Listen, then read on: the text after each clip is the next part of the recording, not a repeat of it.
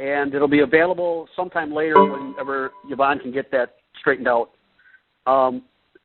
What we're doing tonight is going to go through about an hour worth of, I'd call it a lecture, and then there's going to be about a half an hour worth of questions that were pre-submitted to Yvonne. That'll start roughly, like I said, in about an hour from now. Let's first go through, I wanted to do a couple special mentions here because I know you guys in New York have been hustling a lot, especially Yvonne, and I just wanted to mention a few people here that have gone above and beyond that she's talked about and worked with in the last, couple months, I guess it's been.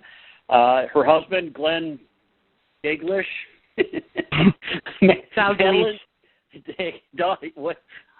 Your husband, Madeline Sharp, also known as Connie Servative, Mark Ferreras, Jackie Virga, Elizabeth Marty, Ann Miller-Laval, Marie Little, Michael Bohr, Jody Coley, Lisa Johnson, Lisa Hagen Christensen, Deborah Lang, Don Schrampier, Jeremy Hegler,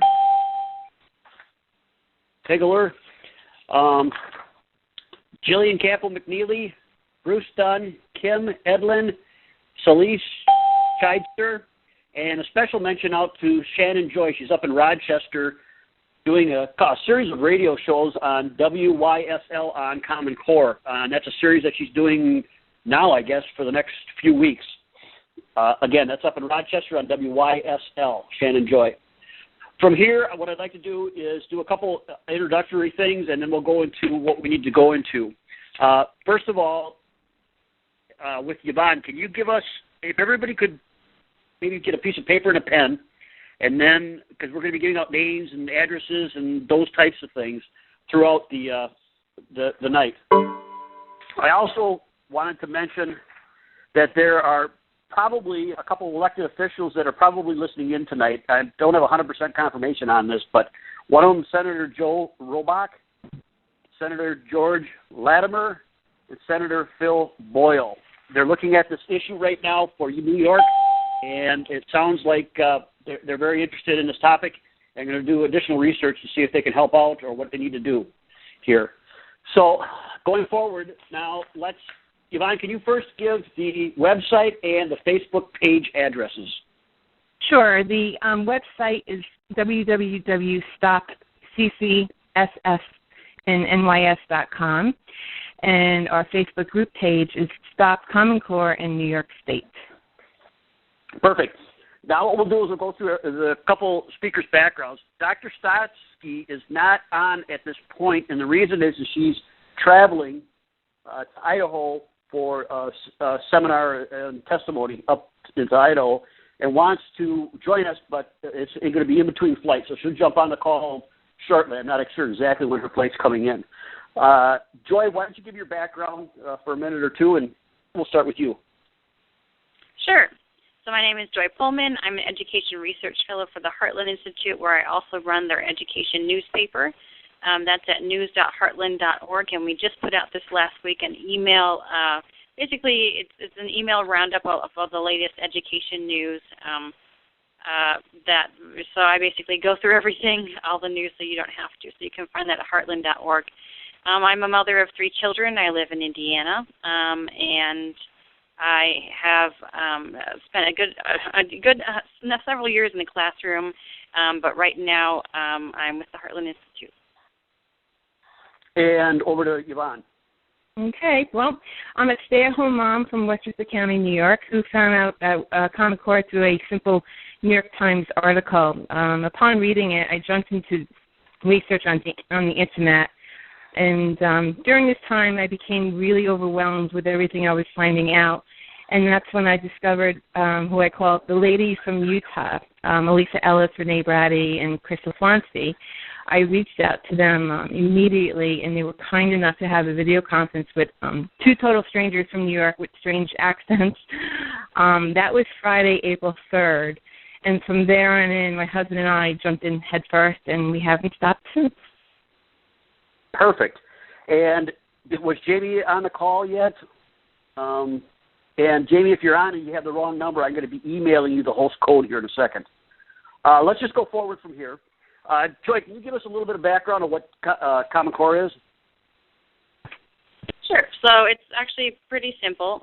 Common Core is a list of what a bunch of education committees thought that all kids needed to know in math and English in grades K-12. It is accompanied by national tests that are rolling out in 2014, 2015, and you in New York have kind of gotten a taste of those because New York is one of the states that has rolled out kind of pre-Common Core tests to kind of start switching its system over before those national tests arrive. So it was composed and put together by two nonprofits working with a third in 2009 and 2010, and arrived in 2010. But this last school year was really the first year that it started being rolled out into tests and into schools and so on and so forth.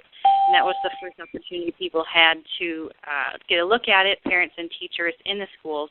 And that's why we've just seen recently a bunch of opposition to Common Core because of all the changes that it is introducing to education. Perfect. So let's go into where we are right now with Common Core, and let's just start with one of our topics, which is actually turns out to be everybody's favorite, is the data mining. I know it's a big issue for everybody, especially parents with kids, as those grade school kids, and actually this program really goes before that. So, Joy, do you want to expand on that? Sure. Do you want me to talk then right now about the basically the links with the databases across the country? Yep. All right.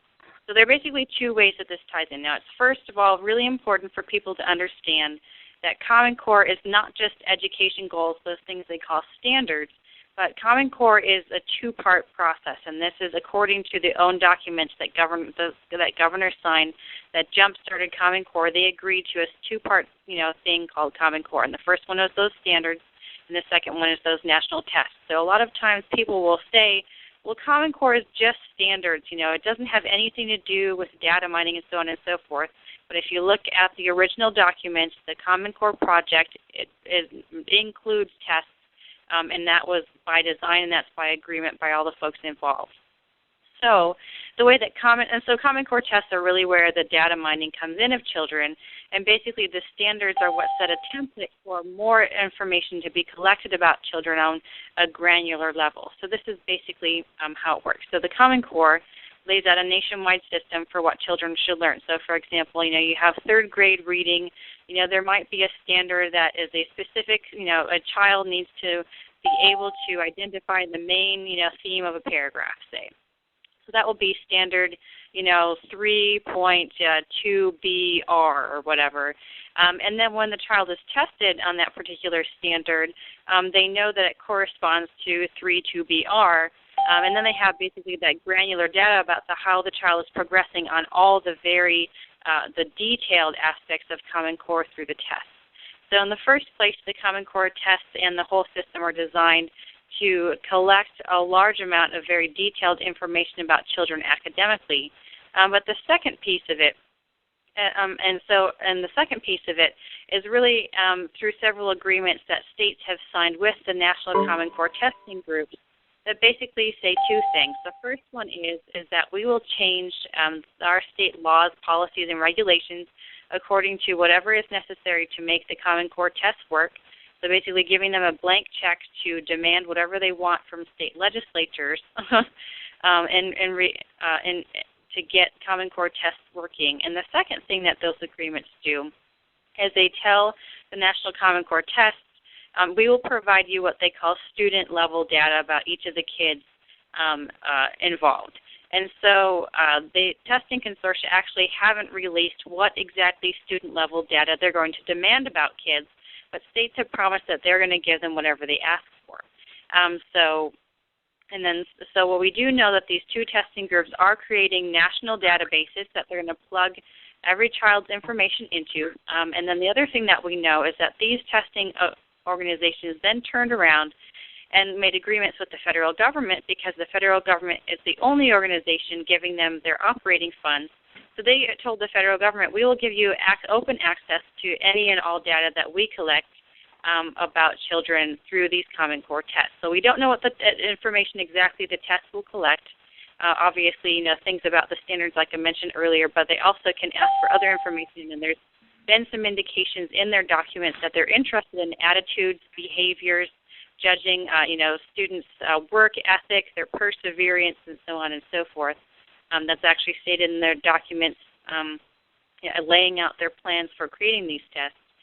And so it basically creates a pipeline of personal student information straight up to the federal government. And then once it reaches the federal government, even if states have privacy laws, which a number of states do have student privacy laws, but once the information gets transferred up and accessible to the federal government and replicated in different databases that are national and so forth, it's no longer under the state purview. It's under federal purview. And there, in 2012, the federal government has changed federal student privacy law.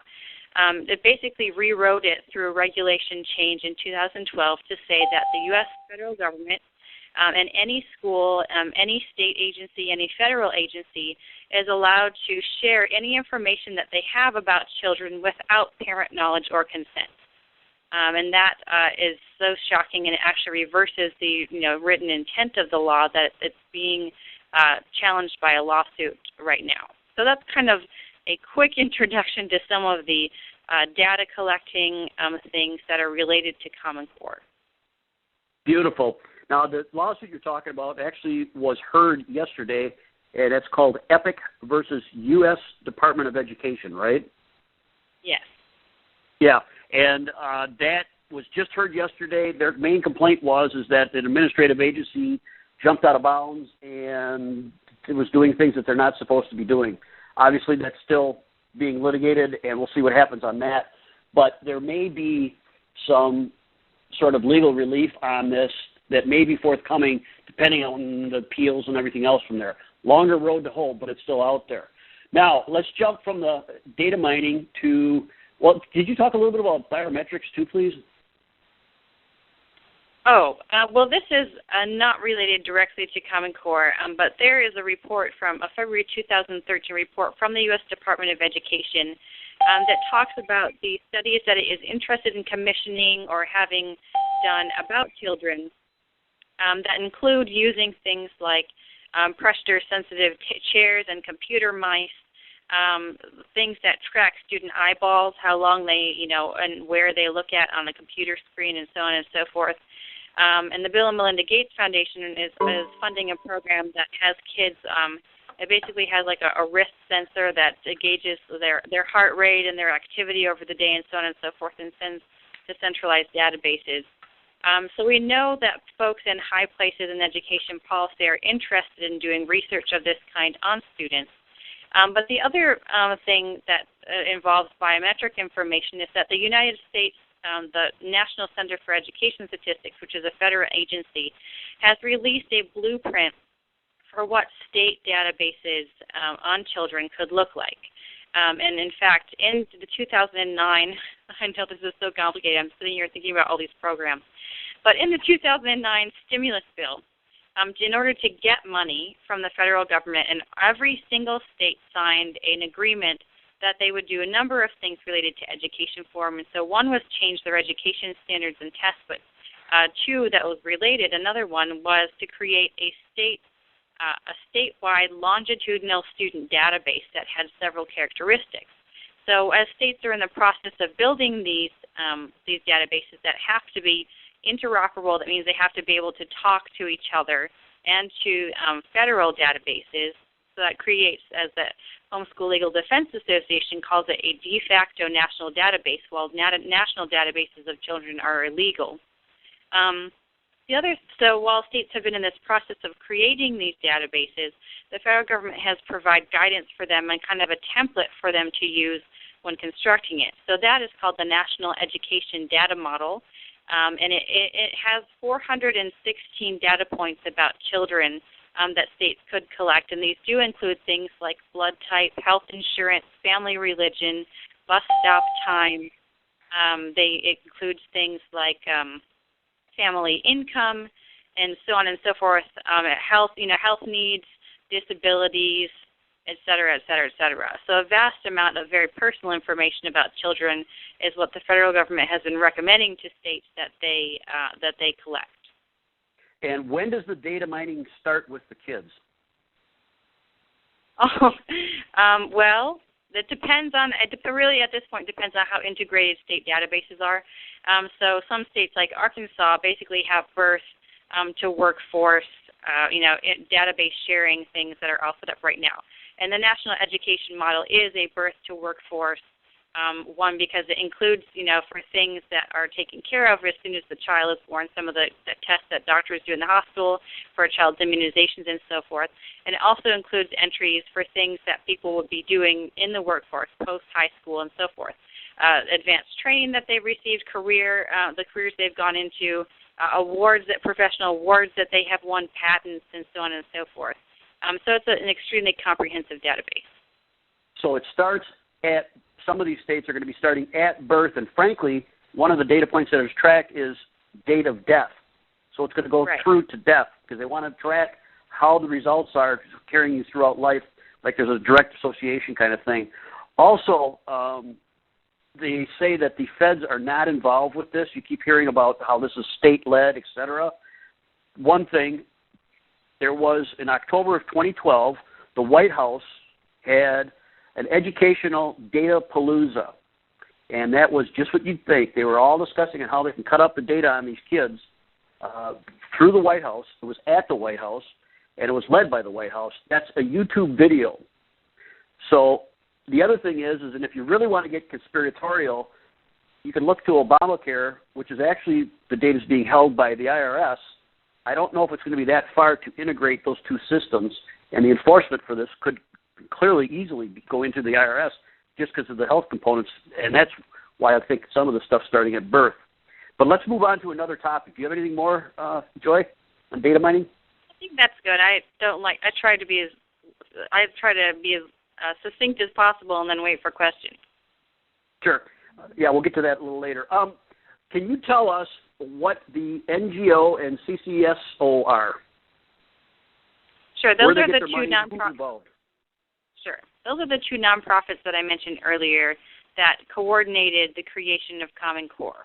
So they commissioned a third nonprofit called the Achieve Incorporated to do that work more in detail. And so the National Governors Association, according to its tax documents, gets about 80% of its funding from the federal government, and that number is 50% for the Chief Council of State School Officers. And while they have fancy-sounding names, they're basically trade associations that lobby, for their members, and they have no power over states. The groups that have power over states are, your elected representatives, your state and your federal lawmakers, your governors, and the people they appoint. So these two organizations... Go ahead, Tony. Go ahead. So these two organizations basically got together and decided they want to put Common Core together.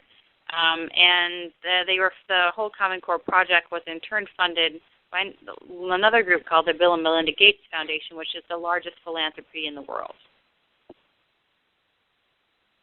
So there's a tie-in between the federal government working through two lobbying groups and the Bill and Melinda Gates Foundation, correct? Well, the federal government is not tied to NGA and CCSO except in their tax dollars, so they give them a large amount of money. But in return for that money, those two organizations didn't have to make any of the Common Core creation process public. It was usually when state boards of education write education standards, they do it. They do it under open meetings laws, under open records laws, where people who pay for them, can go sit down and listen to what's going on, can voice their concerns, can ask for information about when meetings were held, who was there, what they said, and so on and so forth.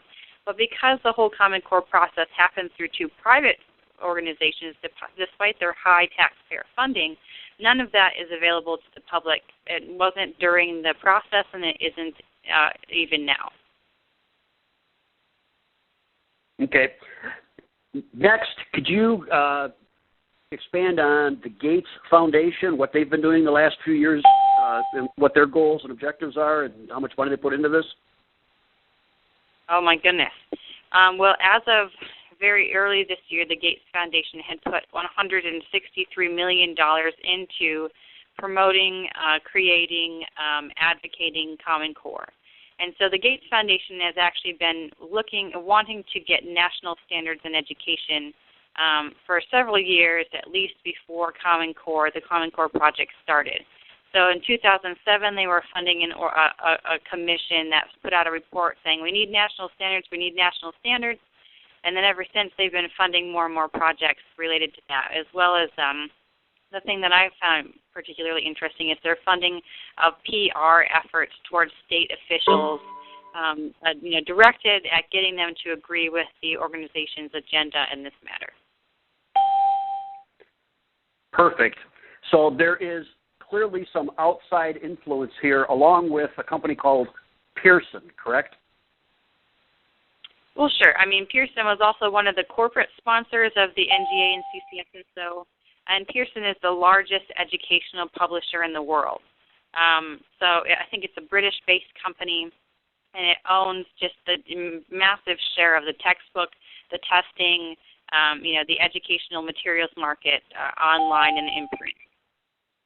Now, in Wisconsin, they've got a memorandum of understanding, and that's because I'm from Wisconsin. I'm sure New York has that between their Department of Education, DPI, whatever they call it, Department of Instruction, and the feds.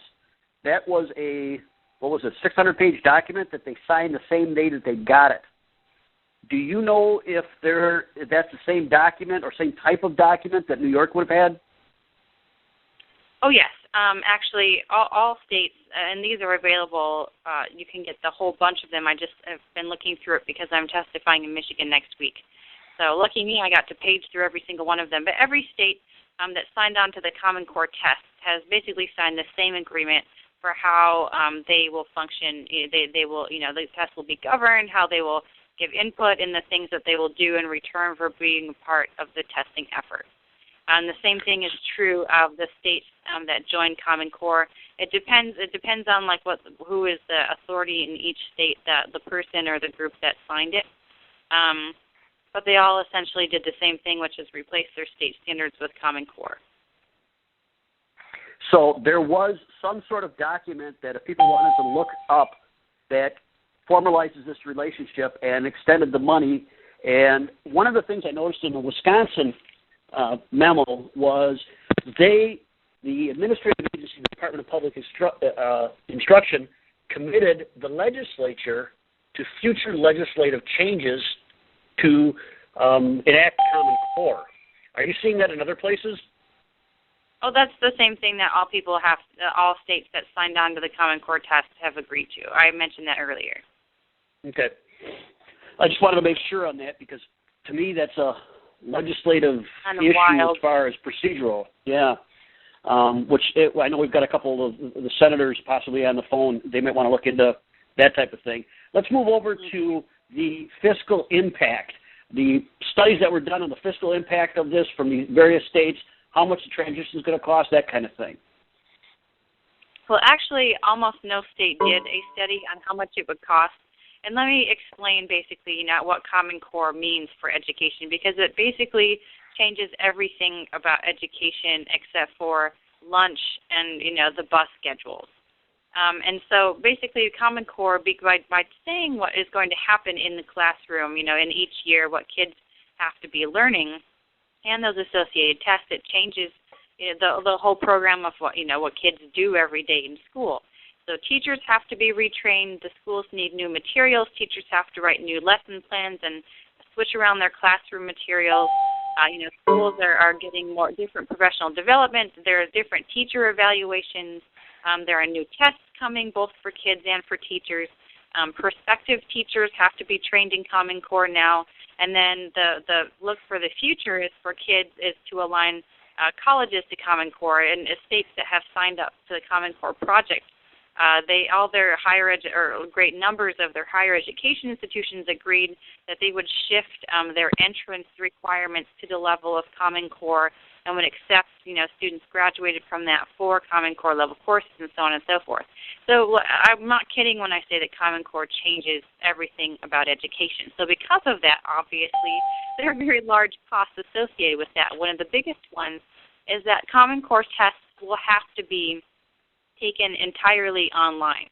So for one testing group, Park, the tests have to be fully online in the first year, 2014-2015. There will be possibly some modified exceptions, but they're really expecting online immediately. The other organization, Smarter Balance, is expecting everyone to be all online by 2017-2018. And so that's the biggest expense for schools, because in order to do those tests, they need to have one computer for every 2 students in their school.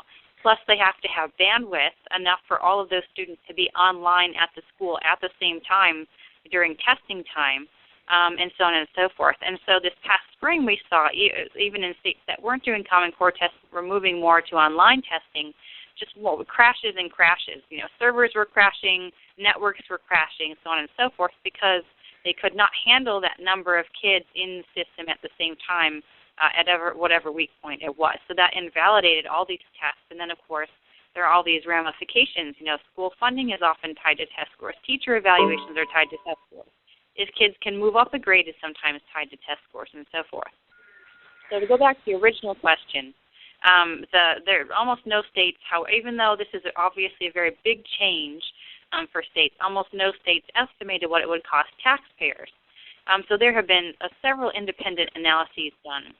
And the first one has been by the Thomas B. Fordham Institute, which is a think tank that Common Core work has been largely sponsored by the Gates Foundation. And their estimate put the nationwide cost at between $3 and $12 billion.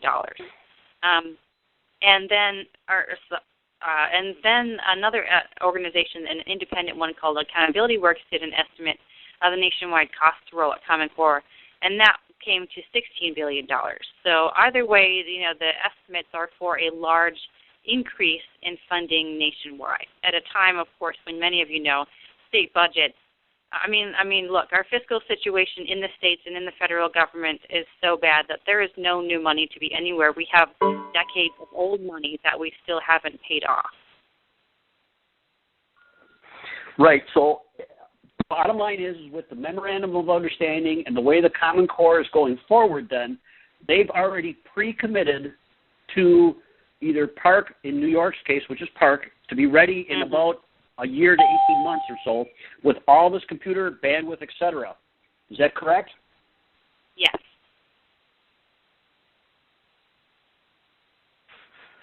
Joy? I said yes. Oh, I didn't hear you. Okay, so if you're a legislature, I am sure that you've talked to the DPI and asked them what the new cost is going to be for that full compliance. And a quick estimate is multiply each child by about $500 to $700. So I don't know how many kids there are, students. Divide that by 2 because you need a computer for every other kid. Plus, you've got to vastly expand the data bandwidth, et cetera, that's going on within those schools. So that's all going to be done, plus the support systems that are going to be needed to set up. You got about 12 to 18 months. Wisconsin just went through their budget. They did not put that in their budget. DPI kind of threw it underneath the carpet in Wisconsin and said, well, it's part of our operating costs. Don't worry about it. We know that they will be coming back for roughly $100 to $200 million in about 18 months in Wisconsin. And the legislature is going to get caught flat-footed on that one. And for New York, I know the numbers are much higher than that. And in fact, wasn't it California that just requested another $1 billion just to get it up to speed? They not only requested, they passed it and they sent it out, shipped it out the door. Yep, and that was a quick emergency kind of thing because they got caught short, and they don't have to be into full compliance for another year and a half. They're or actually 2 years for those guys, isn't it? Something like that. Now, well, I mean, it's at least the next year and a half until those tests kick in. Right. So let's move over then to charter schools, home schools, private schools. I am so glad that my kid's going to the Catholic school down the street, or better yet, I'm going to homeschool them this year, and I don't have to put up with any of this stuff. How does Common Core affect those people? Well, actually, Common Core has been so total nationwide that there is almost no way to escape its effects. And so the way that it reaches private and homeschool families is twofold. It's through testing and through curriculum. So curriculum is simpler, so I'll explain it this way. You were talking about Pearson earlier. That's the largest educational publisher in the world. They gain a lot by having access to a national market for education, where there used to be, few, states that have different ideas about education, different progressions of learning, and they'd have to change their materials to fit that. Now they can have one book be applicable instantly to 45 states. So because of that access to a national market that Common Core creates, basically all of the curriculum publishers, and even ones that are very popular among homeschool families, such as Saxon Math and so on and so forth, are aligning and shifting their curriculum to fit Common Core. And the second way, as I mentioned, that it reaches families, which is harder to avoid because you can avoid the curriculum, if you look it up, if you check to see whether it's been changed. But the testing is a hard one to avoid, especially if you want your child to go to college. This is Jamie. Yeah, sorry to interrupt. Hi, Jamie. Go ahead. I'll just finish this and then we'll welcome you. And so if you're a homeschool or private school family, well, first of all, in 26 states, homeschool families have to take the state test either every year, every couple of years. And that test will soon be the Common Core national test. Not only that, a lot of the independent tests that many private schools use and homeschool families use, often in substitute for the state tests, such as the Iowa Basic, the Stanford 10, the Terra Nova test. Those are all really popular, and they used to be independent, but now they have all shifted over to Common Core. I haven't been able to find a single independent test of student knowledge that does not follow the Common Core progression anymore. And the last way is, as I mentioned, if you want your child to go to college, the SAT, the College Board, which owns the SAT and the Advanced Placement products, that is now headed up by one of the men who is the lead writers of Common Core, and he is switching over everything of theirs into the Common Core progression as well. The same thing is true of the ACT, which is entirely Common Core all the way through, not just their college entrance exams, but they have grade 3 through 8 grade tests and 10th grade tests and 11th grade tests as well. So basically there is, between curriculum and testing, there's absolutely nothing that is not Common Core aligned. And in curriculum, there are far fewer things that are not Common Core aligned, which reduces the amount of choice and freedom that families have to look for something different, more objective, and so on and so forth.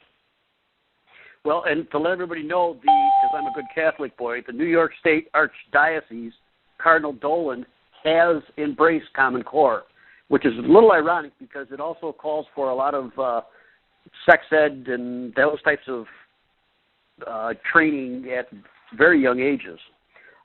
Jamie's on the phone, and I'd like to bring him into the call. Jamie, can you give your background just for a minute and, where you're from, et cetera?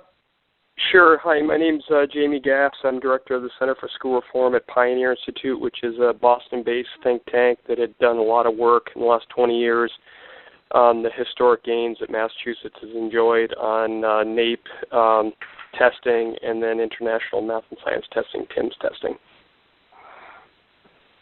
Perfect. And do you want to weigh in on anything with what Joy just said? Sure. So, I'll kind of give you my general spiel. So, Pioneer Institute has been around for about 20 years or so. We're probably best known for the work that we've done in charter schools and school choice in Massachusetts. We were the big driver behind a lot of the high-performing charter schools and the academic standards here in Massachusetts. So, let me tell you a little bit about that.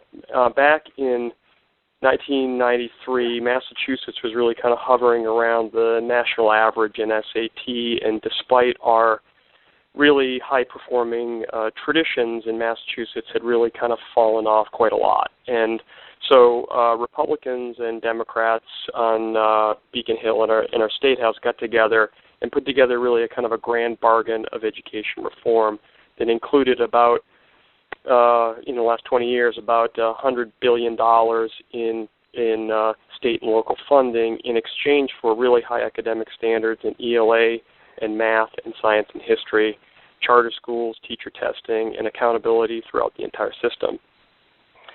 And those reforms, which was the Massachusetts Education Reform Act of 1993, have correlated with really dramatic and historic gains on NAEP. So no state had ever been number one in every grade tested on NAEP, the national report card is what they call it, in every grade tested and at every subject tested. And Massachusetts did it in 2005, 2007, 2009, and 2011, and then tested as an individual country against South Korea, Singapore, Hong Kong, and Japan on TIMSS testing, and scored. Our 8th graders were tied for number one in the world in science, and our math students in 4th and 8th grade were right up with those high-performing countries. So that's sort of the history of Massachusetts, and so we had a lot to lose. And then when Common Core came down in 2009, 2010, because we had standards in English and math that were regarded really as the best in the country by people from the AFT,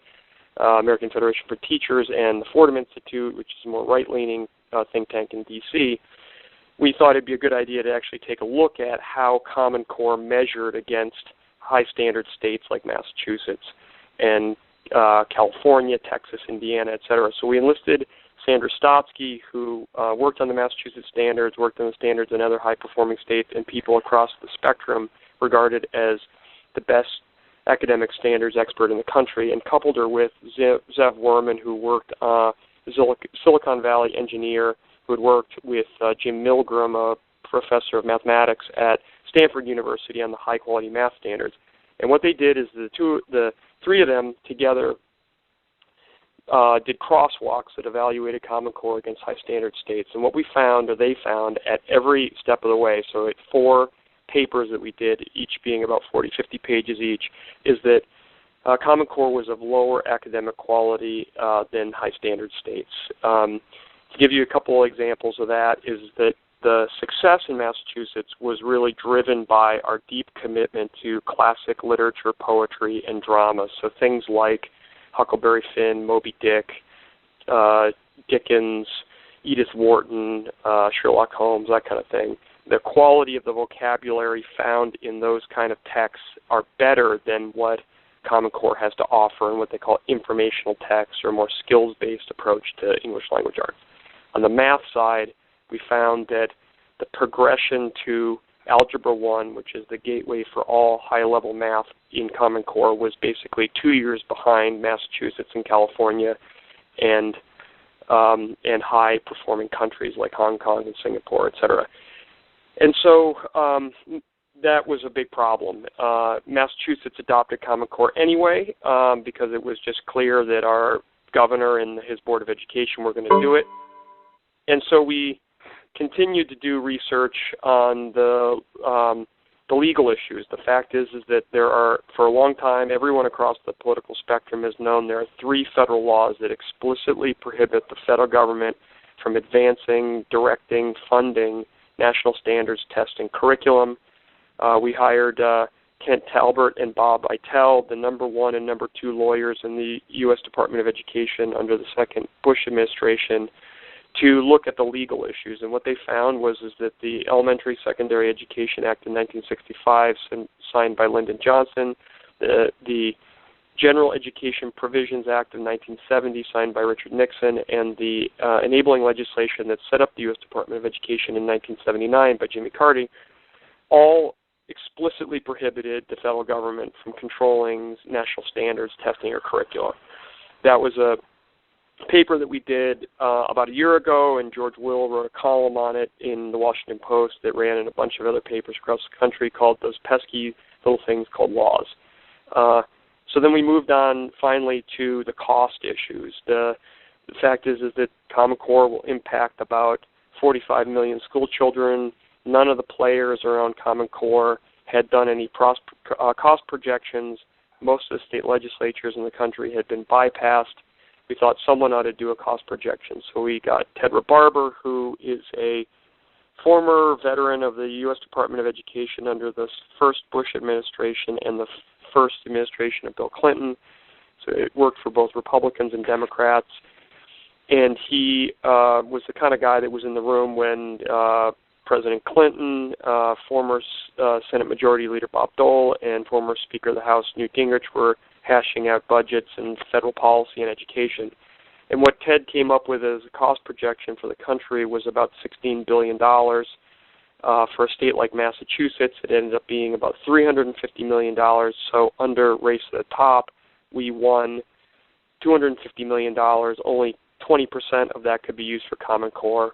So the cost of Common Core in a state like Massachusetts, which is a pretty small state and pretty far along in terms of its progress, was significantly higher than what we even won for all of the work that was supposed to be done on Common Core. Since that time, do you have anything for New York specifically? So, New York is part of the park assessment. Massachusetts' Commissioner of Education, Mitch Chester, is the head of the park assessment. He played no role in the development of any of the standards or the successes here in Massachusetts. In fact, most of the players around both Park, which is driven by Achieve Inc. in Washington, D.C., and others, none of them actually have any experience of improving student achievement anywhere in the last 20 years. And Achieve Inc. in particular has no experience in developing tests, which is one of the reasons why I think you're seeing state after state, whether it's Florida or Oklahoma or Georgia or others, begin to either pull out or pause or have serious questions about Park. So I've given you kind of a lot of information quickly, but I am really anxious to have your questions and hear what you folks have to say. Yeah. Now, what about now? New York's a park state, correct? Yes. Okay. So they are, I think, one of the last larger states left in the Park Commission. Is that a true statement?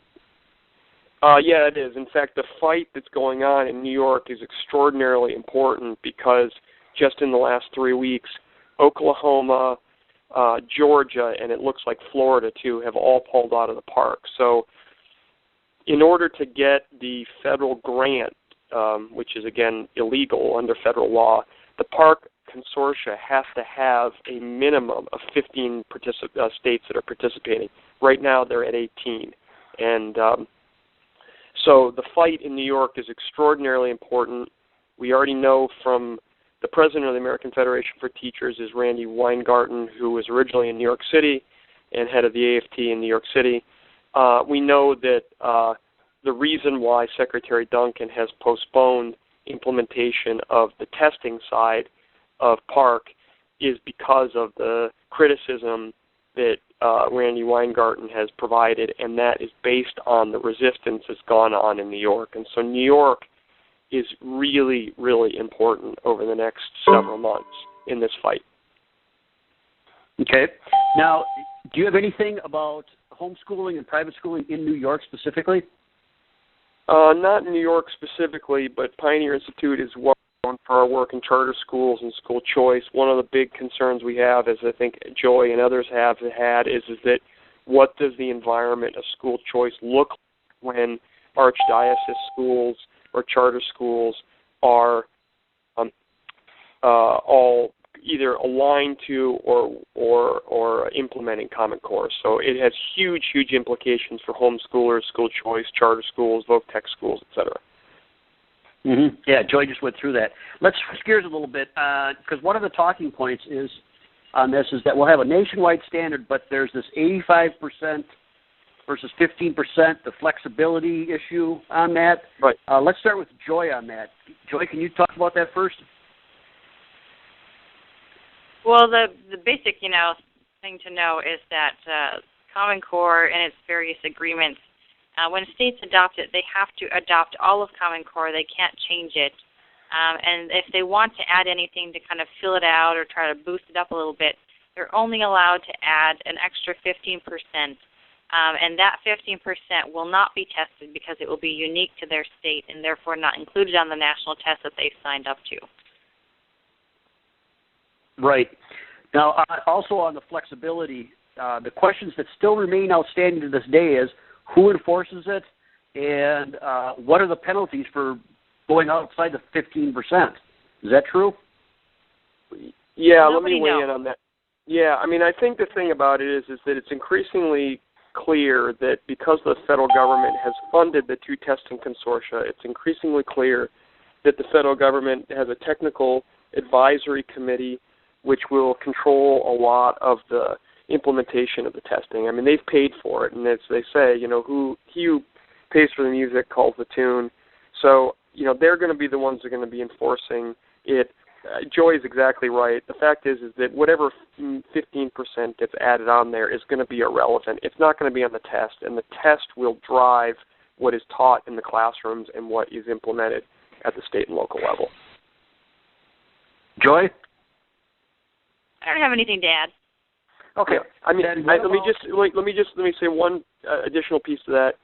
So, if they cut classic literature, for example, and they claim that they can dump it into the 15%, you just can't make up the deficiencies of that approach in 15%.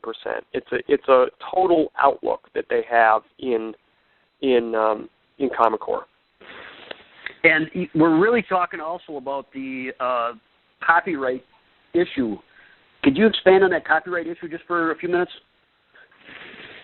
Sure. So, even though these standards are being implemented for 45 million school children, these are not what I would call public standards. They're they were paid for by the Bill and Melinda Gates Foundation, which is a private organization that's not accountable to the public or transparent in any way. The organizations that own the copyright are the CCSSO, which is the Commissioners of Education for each state, and the governors of each state. And because it's owned and copyrighted by them, there's no way to determine how to change the standards, who is making the adjustments on the standards, how they will be governed in any way. They're owned by a private entity that will then, dictate and control the standards themselves. And go ahead, Joy. Yeah, I don't have anything to add on that. I think it would be good for us to get into some of the content issues of Common Core, because we have kind of talked about, the outside things that make it suspicious and so forth, but it's important for people to know that the academic quality of Common Core is not strong anyway. Go ahead. All right. Well, I haven't heard Dr. Stotsky sign on yet, which is really too bad, because she is one of the 5 folks who sat on basically the gatekeeper committee for Common Core that refused to sign off on it because they thought it didn't live up to its promises to lawmakers around the country and so on and so forth. And there are, a lot of reasons to go into it, but I'll just highlight a couple for you real quick. In math, the only math expert on that committee said that basically the takeaway is that Common Core puts U.S. kids 1 year behind their competitors and 1 year behind their competitors by the end of elementary school. Do not mind that beep. It's just my husband trying to get in the house and our alarm is going off. And it will put American kids 2 years behind our international competitors in high-achieving countries by the end of high school. So in English, the real problems, as Dr. Stotsky knows very well, is the low quality, they're basically empty skill sets that do not direct teachers to do the things that they need to be doing that we know is important for young people to gain expertise in English and therefore approach the world being literate. Jamie? Yeah, Joy discussed it and I mentioned it too. I don't mean to keep touting Massachusetts, but the reason why I do is that it is the one state that really seemed to have gotten it right. And a lot of people have been wringing their hands over the last 20 years, 25 years about the low performance of schooling in this country. Massachusetts really seemed to get it right, and it was this deep commitment to classic literature and the vocabulary found in classic literature and this progression to mathematics and Algebra 1 by 8th grade. Common Core ignores both of those. They ignore the evidence from the one state that has done it well and from high-performing countries that have done it well. And, I think that there's the thing that's important to keep in mind is that many of the players, whether it's the Gates Foundation or the CCSSO or the Governors Association, a lot of these DC-based entities that for 20 years or more have wanted to have national standards have sort of found their moment. But the simple fact of it is that they now control the academic destinies of 45 million school children, and they can't cite one place where they've improved student achievement. I mean one state, one district, one school. The Fordham Foundation is a more right-leaning organization. They've been accepted Gates money to do evaluations and advocate for it. They've been in Ohio for 20 years. Ohio is an average-performing state and has been for 20 years. Their work has not translated to higher quality standards or improvements in student achievement. Okay. Is there anything else, Joy, for you on this? Yeah, one thing I thought of to add, one of the lead writers of Common Core on the math team testified to Massachusetts State Board of Education that the math of Common Core would prepare children for a non-selective two-year community college. So when you have the people who actually wrote the document not giving very big claims for it when they're put on public record, then that's a reason to be suspicious. Now, I'd like to, in just a couple minutes, go over to the questions here. But if you could, Jamie, start with any kind of closing statements or summation. Yeah. So the core work that Pioneer has done and the research we've done is pretty clear that when it comes to the low academic quality, the legal issues, the cost issues, that Common Core presents a lot of very serious problems. At the end of the day, public education in this country is the proper jurisdiction of state and local governments, and the simple fact of it is that those organizations and entities have been systematically bypassed in something that amounts to a federal takeover of K-12 education. And I hope that we continue to see, as we have in the last year, enormous traction in 20 or more states to repeal or remove themselves from this program. It's a big problem, and I encourage parents to get involved with it. What you end up seeing is in a lot of different states is that most of the people that are opposed to this are in the big audiences we've spoken in front of are women and moms and grandmothers in particular. And Joy. Yeah, the only thing I'd have to add to what Jamie said is that common sense and social science and economic research all tell us that taking power away from the people who are closest to a problem creates worse problems. So the reverse is the way to do what is best for kids. Empower the families, the parents, and the teachers who look at their faces every day to make the crucial decisions regarding their children. And the more that we do that, the more education will improve. Excellent. So let me sum this up. We talked a little bit about data mining. We talked about the EPIC versus U.S. Department of Education lawsuit, the fiscal implications that were really not addressed, and how they got around the legislature with this significantly. And even over on the copyright standards, copyrights actually have value. I'd be curious of who traded that value out and how much they got for that in each state, not just New York. That, again, would be something for the legislature to look into. There is a set of questions that I thought was very good from the Lieutenant Governor of North Carolina. Yvonne has that.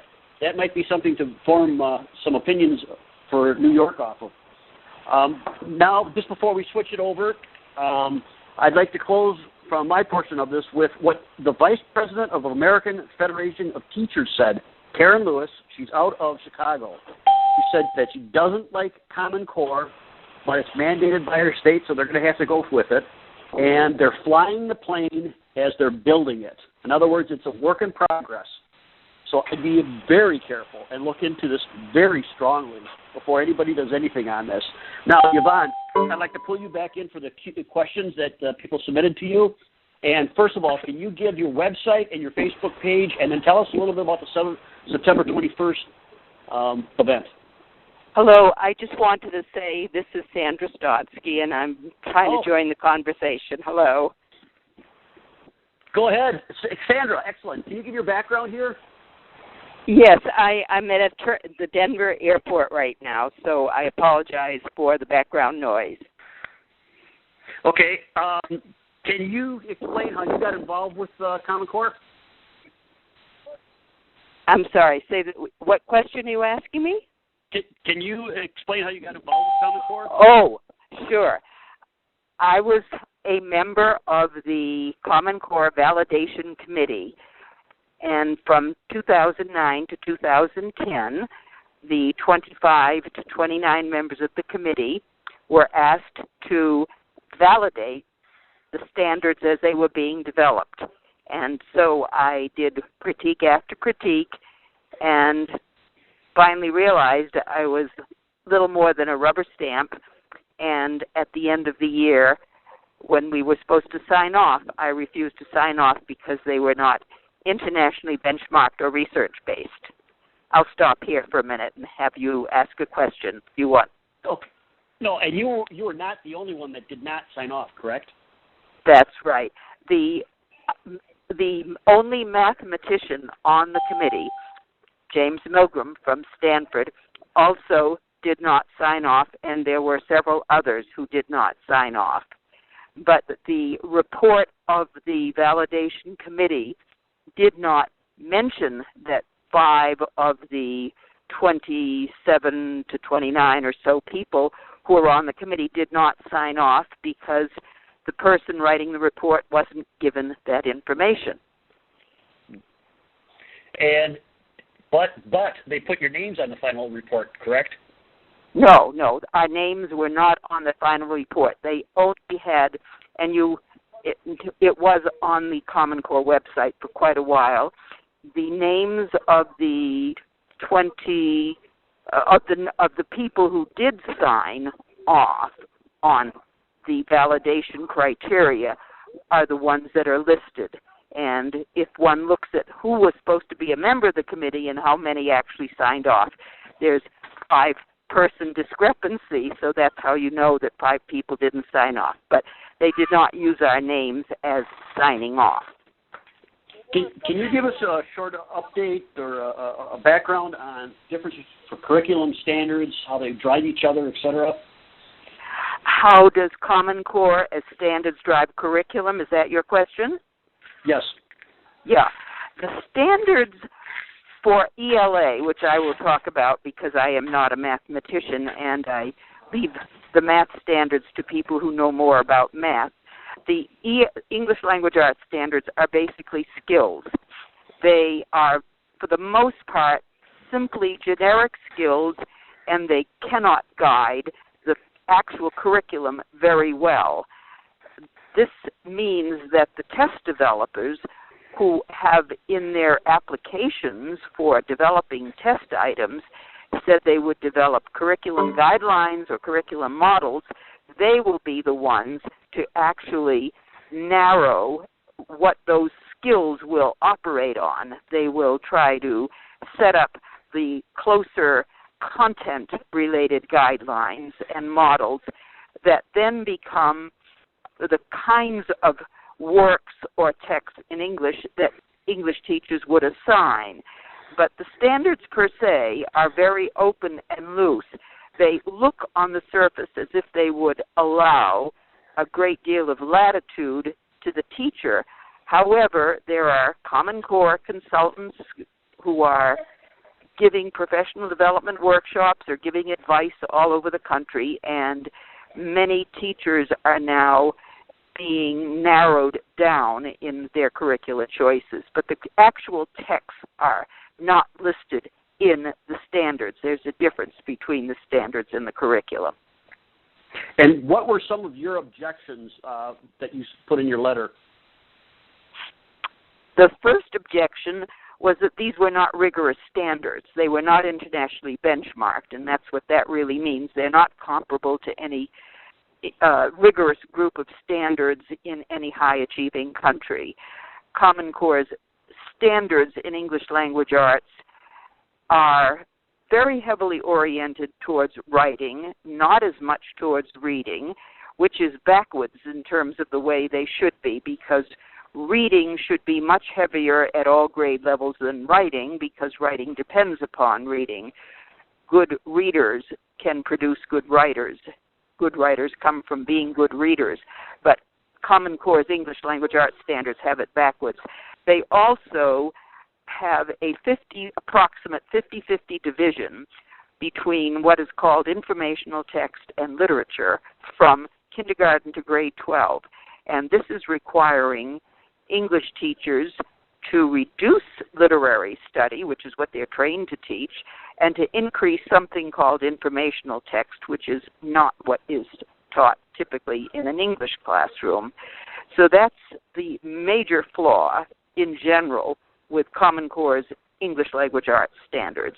They were not research-based, they're not internationally benchmarked, they're not rigorous standards, and they provide a poor framework for a demanding curriculum at all grade levels.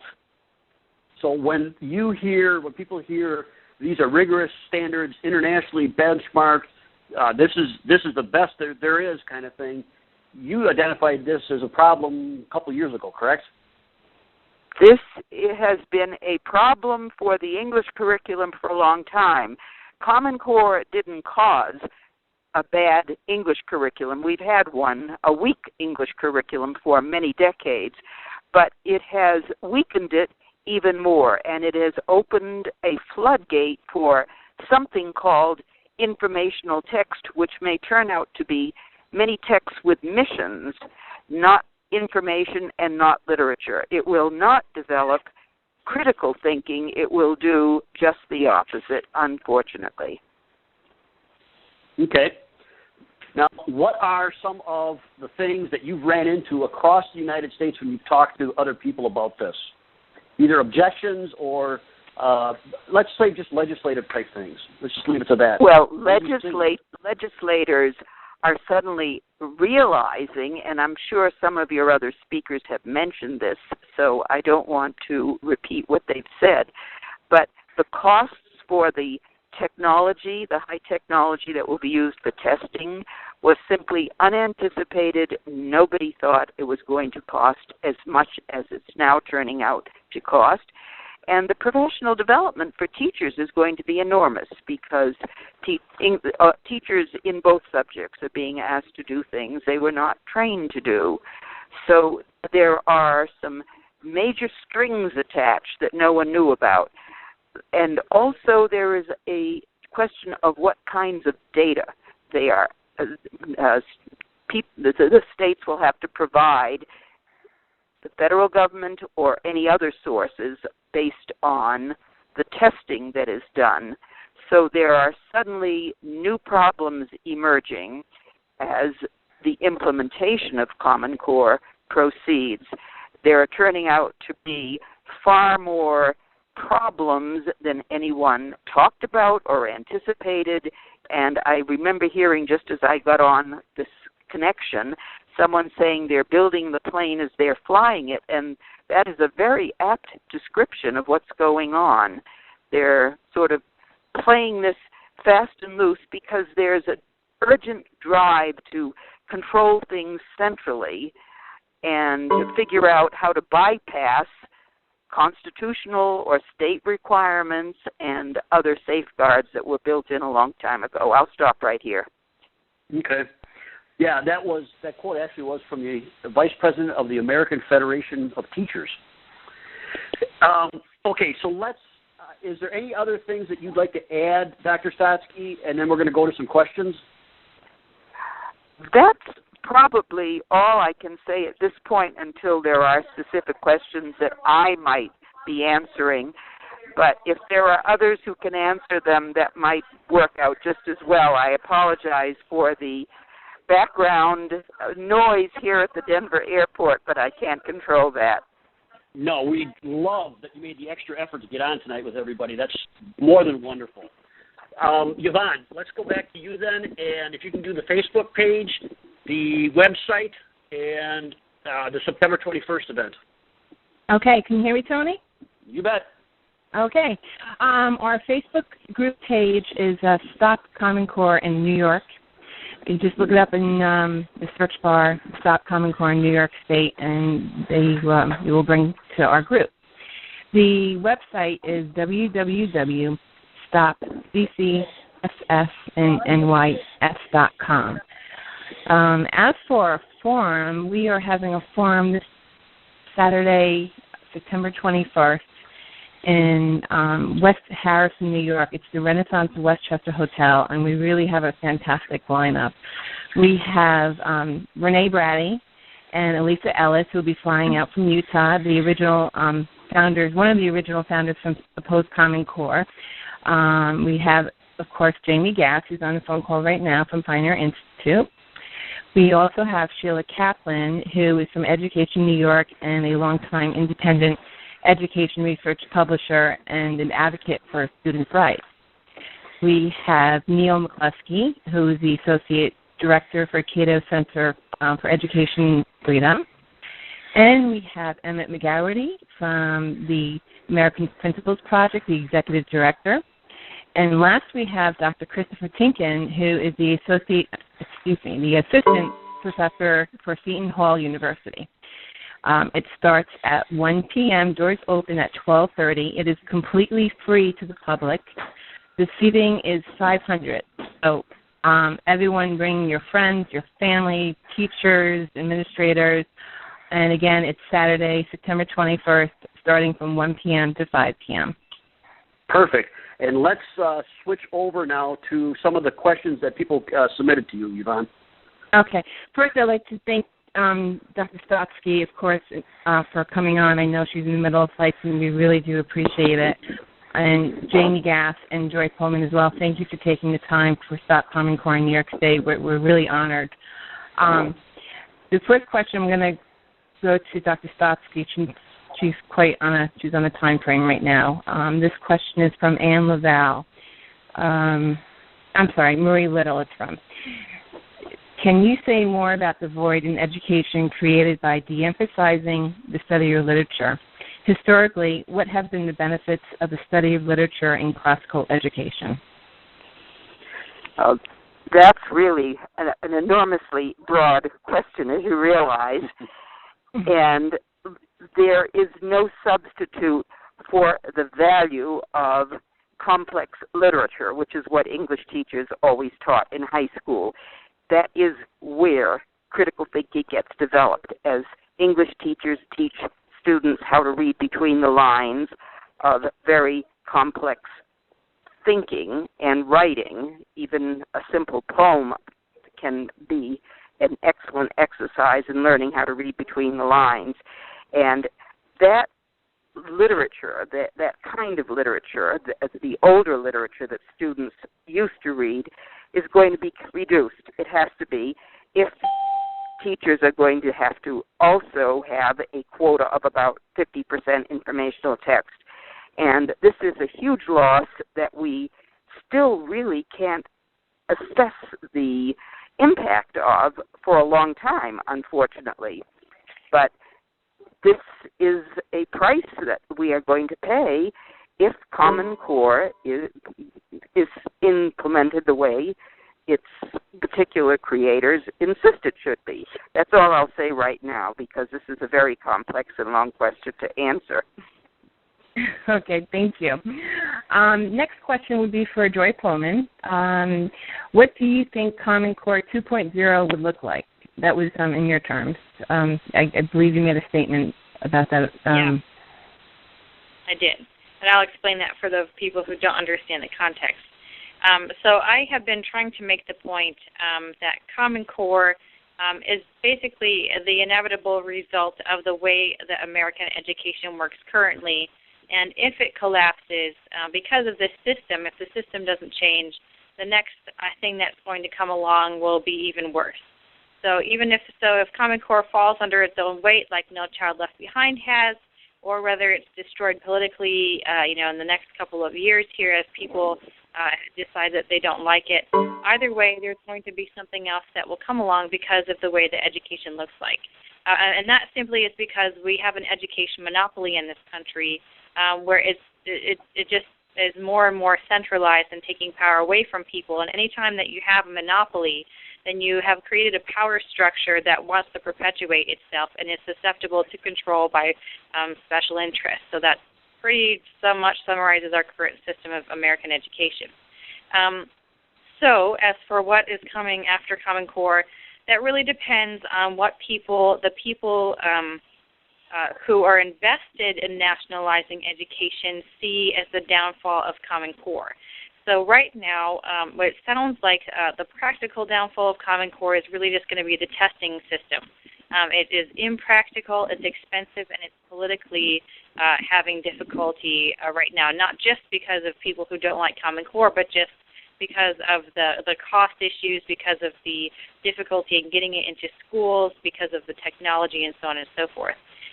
So what I think the response will be then will be to double down, as Common Core doubled down on the problems in No Child Left Behind, and No Child Left Behind doubled down on the problems with federal education mandates and spending. So I think Common Core 2.0 will double down on the idea that education, despite the United States having spending currently 3 to 4 times as much in the same dollars, in inflation-adjusted dollars, as we did in the 1950s, and more than every single other country in the entire world on education, and having worse outcomes than a large number of them. Despite that evidence, I think the response will be we need more money, and we need more power, and we need more centralized control. Because, look, all these states pulled away, and that was just because they were too dumb, this is the raw translation, because states were, didn't understand, they didn't have the political cover, because they're unfortunately still controlled by, these ridiculous arrangements that have state lawmakers holding the purse strings and so on and so forth. So what we really need is more a federal program, a national program, or maybe it will be something, as the Common Core was, more obviously jump-started by foundations and then given matching grants by the feds and states. Anyway, so it's hard to know exactly what the terms will be, but I'm pretty sure the premises never change, so the premises will remain. We need more money and more central control. Funny that those two work. I wonder if I could just jump in for a minute on that, too. I mean, one of the concerns that we at Pioneer from the beginning has had about Common Core is that a lot of the players in and around it really have very weak records in K-12 education reform over the last 20, 25 years. I'm going to speak specifically about the Governors Association, the CCSSO, Achieve, Inc., and others. A lot of these players, including the Gates Foundation and Mark Tucker and a lot of the advocates for this more centralized approach to K-12 education, have always preferred a workforce development model and a skills-based model to an academic model. And our concern is that unlike the very high-quality standards that Dr. Stotsky developed here in Massachusetts, which are very clear and specific in the standards themselves about academic content, that is not true with Common Core. And while they have some things in their exemplar lists or lists of books or texts to reference, those appendices can be removed very easily, and then inserted in their place can be things that are actually far, far worse that even some of the more traditionalist advocates of Common Core, I think, would object to. But at that point, it will be too late, because whether it's E.D. Hirsch or the Fordham Institute, they won't be able to stop this larger superstructure that's been created under Common Core. Could I add a couple of words here? I understand the gloom and doom. This is Sandra speaking. But only if there's some ray of hope if we can get higher ed involved. Higher education doesn't know that the rug is being pulled out from underneath it in the high schools. And if we can get engineering faculty, science faculty, mathematics faculty, computer science faculty involved in setting what they think are college admission requirements, there may be, in each state, every state's universities does it they do it for themselves. That will counter some of the centralizing tendencies that we see happening. One final piece to that, I think it really is worth reiterating that the Founding Fathers were very wise about these things. They understood that K-12 education was really the proper purview of state governments, state and local governments. Massachusetts and Virginia and others are very specific in their state constitutions about the role of state legislators in shaping and controlling and directing K-12 education. That is not true in the U.S. Constitution. The founders There's no mention of K-12 education in the U.S. Constitution at all, and then the 10th Amendment is explicitly clear that the domestic issues or issues not delegated to the federal government are the purview of the state governments. And so I think we need to just remind ourselves that the tradition in this country is not to have a nationalized, centralized system of education, but a collection of state systems. And I think that's why the model here in Massachusetts is so promising, is that we know that it is correlated with huge gains on national and international testing, and that should be used as a kind of model for states to elevate their standards to the Massachusetts level or higher. And I think that Dr. Stotsky, and whether it's been in Utah and other places, has been very clear that she's willing to work with any state Board of Education or Department of Education or groups in states to elevate their standards to the Massachusetts quality or higher. But it really is a state or local responsibility. It's not something that should be driven from Washington, D.C. That is, to follow up what Jamie Gass has just said, that is why each state's Board of Higher Education should be, at this point, a group of people that citizens, legislators, parents should be going to so that they can activate the arts and sciences faculty as well as their engineering faculty, because science is so important to engineering, but the boards of higher education or boards of regents may be the way in which each state can do what it needs to do to prevent the dumbing down and the collapse of the entire public education system.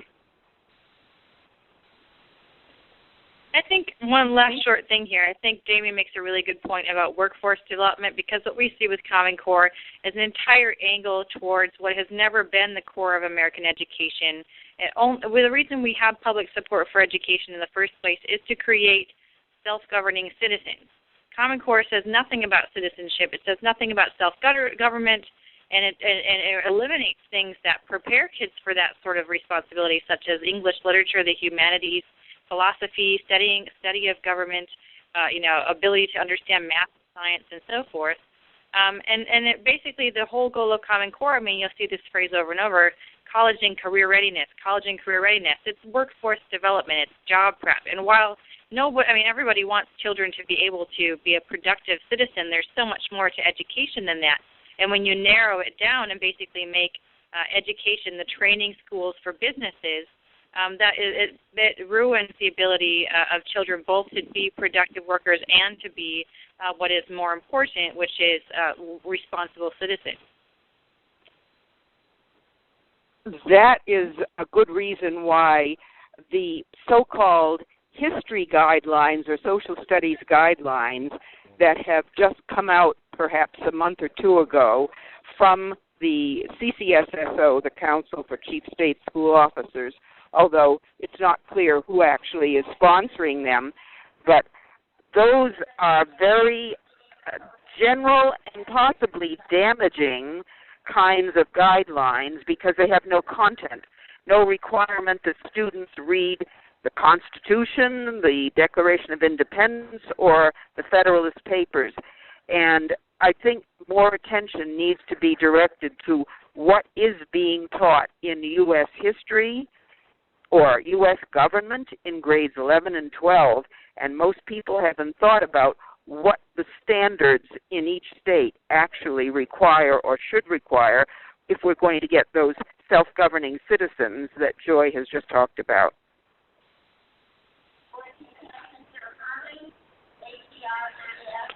Tony?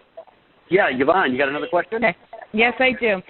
This one's for Jamie. This may be a little bit redundant, but I think it's important regarding what's happening with Park.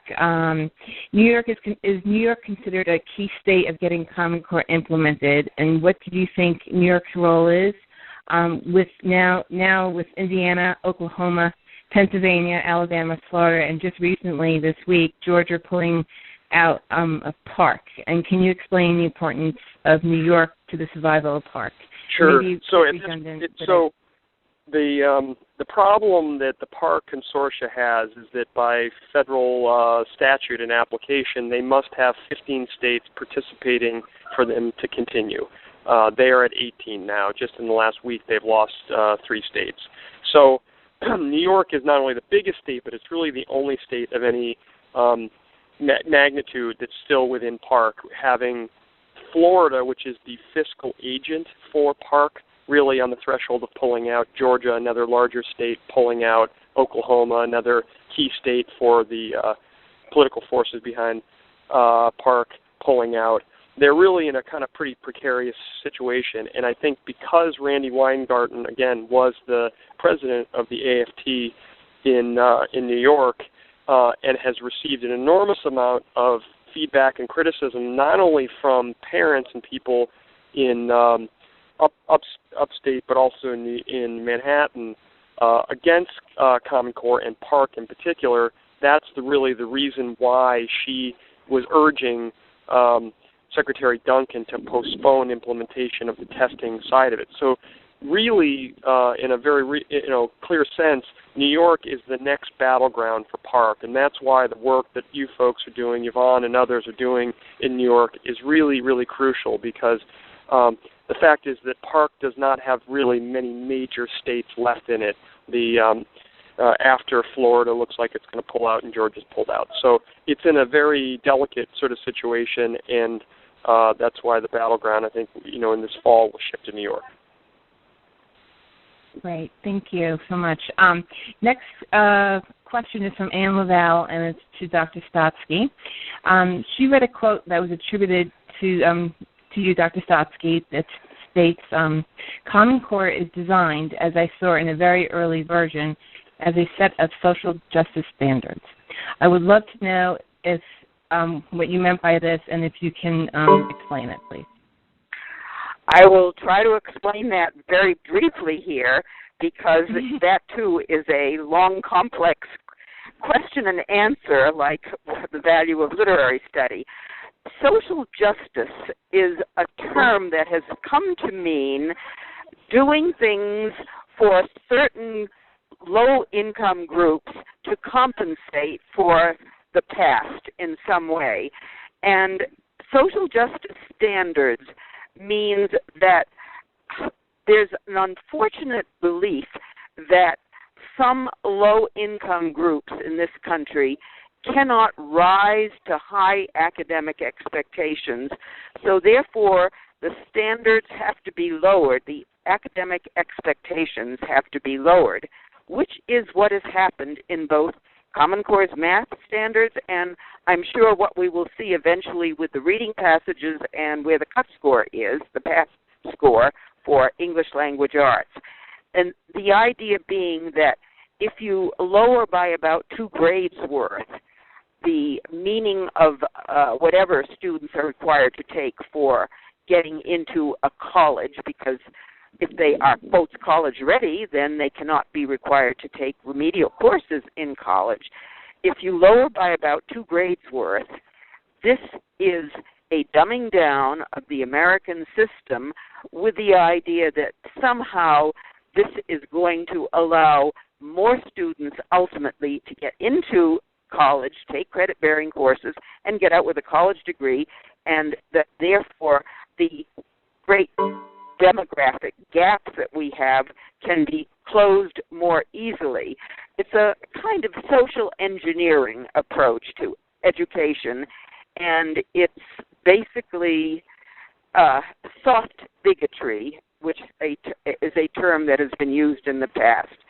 It implies that you can't have higher standards, which is what we did in Massachusetts, and get all groups rising because you've raised the floor for everyone.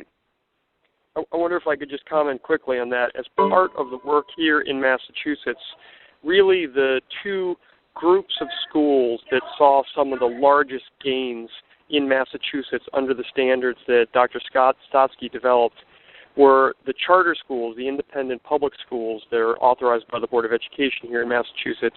The Credo report or institute from Stanford made very clear that the Massachusetts charter schools not only close achievement gaps, but are some of the highest performing public schools and charter schools in the entire country. They've seen enormous gains where they actually, even though they serve 80-90% of their students are students of either of color or free and reduced lunch or students of poverty, they outperform some of the wealthiest, leafiest sort of suburbs in the state. In addition to that, the vocational technical schools here in Massachusetts, which for a long time resisted the standards and resisted the high-stakes testing connecting with our standards, embraced the standards about 7 or 8 years or so ago. And those schools have about twice the state average, so about 30% of their students have special needs. Even still, considering they serve a lot of special needs students and their fundamental mission is for vocational or occupational education, they saw this 40% improvement in their state testing scores, and it's because of this deep commitment to the high-quality mathematics and literature, et cetera, found. And so there are 2 specific examples here from Massachusetts on charter schools that serve low-performing kids and kids that are in the vocational technical schools that are a significant number are special needs, where the real way to serve social justice and bridge achievement gaps is by having high academic expectations for kids. Right. Thank you. The next question is all anyone can answer. It's from Sam and Kim Zook. Question is, why are the politicians and others listening to a professional consultant with no educational teaching experience, David Coleman, and not a professionally trained educator? What has he done? Why was David Coleman selected to lead this effort? And what was his most notable contribution, good or bad? This is Sandra, and I will just briefly say a few words about that before I sign off because of where I am in the airport here. But this has been a puzzle to a lot of people. How did he get to be chosen? He was not known to the entire field of education. He has never taught at any grade level or even at the academic level, post-secondary academic level.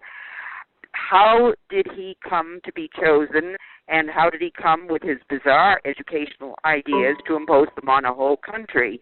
He knew somebody. We're not quite sure who he knew because no one knows who chose him and why he was chosen. This is part of the problem with the validation committee and with all the other committees that were developed to create the standards. Nobody knows why their members were chosen and who exactly chose them. But his is one of the most perplexing choices because he is so unqualified for what he has done.